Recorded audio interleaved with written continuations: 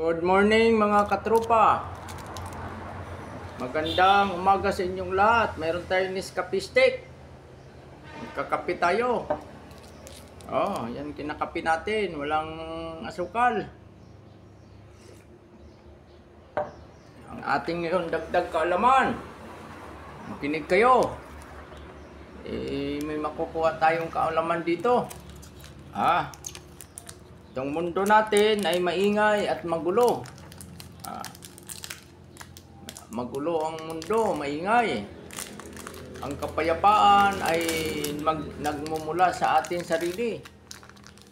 Dapat mayroon tayong kapayapaan sa sarili natin. Kahit ano pa yung kagulo yung ating society, yung surrounding natin.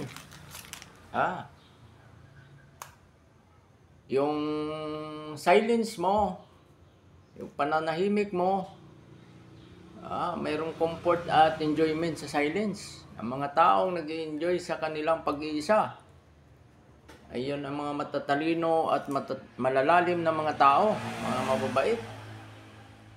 Pangalawa, enjoy your plan as well as your accomplishment. Yan, maliit man yan na bagay, enjoy mo yan. Pangalawa, makinig ka rin kahit sa mga bubong tao. Kahit mga bubong tao, mga illiterate, mayroon ka rin makukuhang knowledge sa kanila at experience, kasi makukompare mo yung sayo at sa yung genius mind, makukompare mo rin sa kanila. Pag kinompare mo yan, yan mo makikita yung resulta ng totoong knowledge.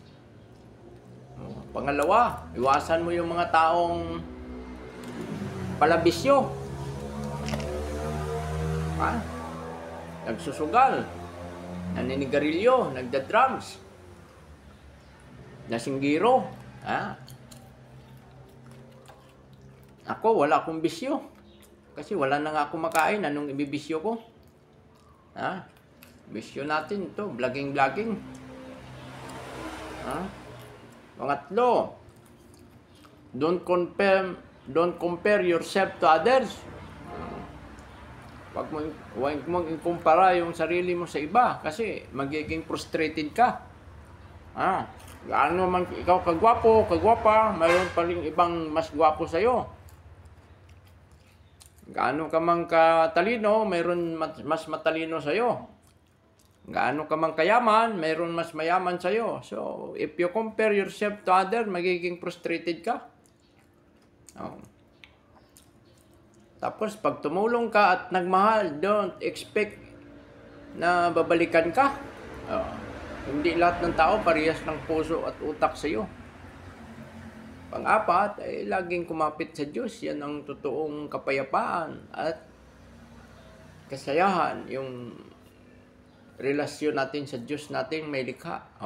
Mga katropa at kababayan, habang nagkakape tayo, may makukuha na naman kayong dagdag kaalaman. Libre pa yan sa akin, manood ka lang.